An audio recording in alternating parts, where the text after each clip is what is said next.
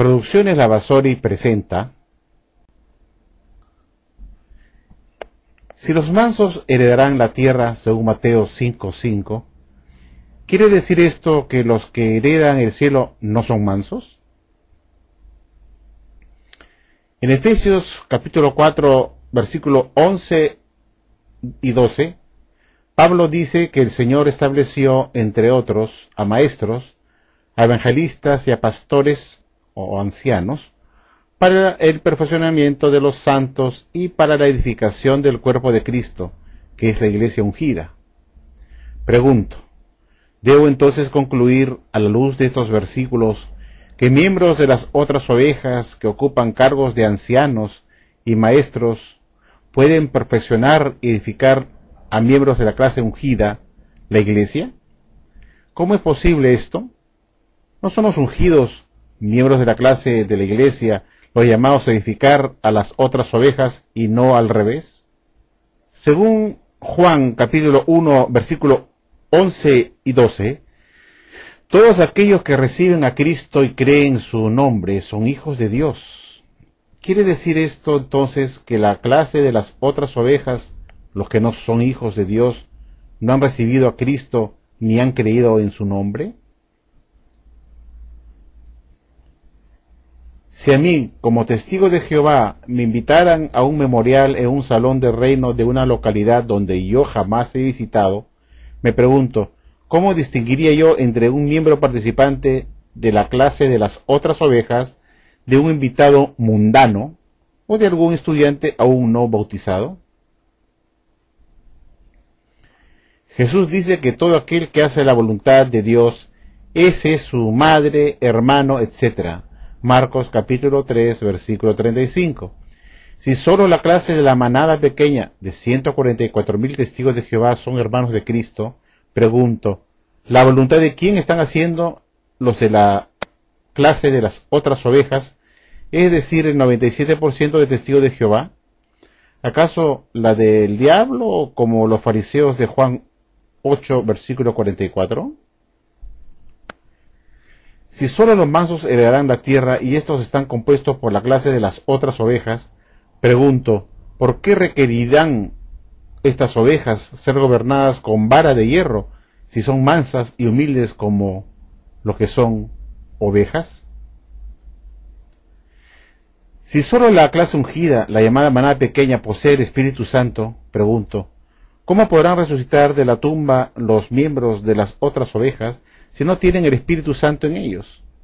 ¿Acaso no dice Pablo en Romanos capítulo 11, verso 11, que es por el poder del Espíritu Santo que está en el creyente el que lo resucitará de la muerte? Mateo 24, 32, 33 dice que cuando Jesús venga para el Armagedón, separará las ovejas de las cabras, poniendo a las ovejas a su derecha y a las cabras a su izquierda. Si esto es cierto, entonces cabe preguntar, ¿cómo pueden saber los de la clase del resto ungido que ellos son ovejitas de la manada pequeña si Jesús aún no ha venido para hacer la división de aquellos que son ovejas y aquellos que son cabras? En Mateo capítulo 22, verso 16, se lee que Jesús siempre habla la verdad. Eres la única verdad y enseña la verdad de Dios. Si esto es así de cierto, ¿cómo es posible entonces que Jesús haya suministrado a su esclavo fiel y discreto un alimento falso para que sea entregado a los domésticos? Me refiero a las falsas fechas del fin para 1914, 1925 y 1975 y el fiasco de la generación de 1914 que no pasaría. La sociedad enseña que es Jesús quien da el alimento espiritual a su debido tiempo a través de su único canal en la tierra, que es su cuerpo gobernante de la Watchtower. Ella nos enseña que es el alimento que proviene del mismo Jesús y no de hombres, es decir, que sale del cuerpo gobernante por inspiración divina y por lo tanto es la verdad. La sociedad nos enseña a los testigos de Jehová no tener amistad con los mundanos y limitar nuestra relación con ellos a tan solo a lo mínimo indispensable. Sin embargo, cuando se trata del memorial, la sociedad no duda en invitar a los mundanos, muchos de los cuales son ateos, adúlteros, ladrones, borrachos, fumadores, avaros, estafadores, idólatras, etc., a una celebración que Jesús solo mandó conmemorar a los de la clase ungida y a nadie más. Qué raro, ¿no? ¿Por qué la sociedad Watchtower cobra intereses por sus préstamos otorgados a sus miembros para edificar salones del reino, si Dios prohibió a los levitas no solo no comer sangre, sino además no cobrar interés por el dinero prestado, según se lee en Levíticos 25, versos 36 y 37? ¿Por qué debería yo dirigirme a Jehová Dios en oración como Padre Celestial, si solo Jesús y los de la clase de los 144,000 son los únicos hijos de Dios con el derecho de dirigirse a Jehová como su Padre, y no yo, porque soy de la clase inferior, llamada de la grande muchedumbre? Ay, Dios mío, cuántas interrogantes.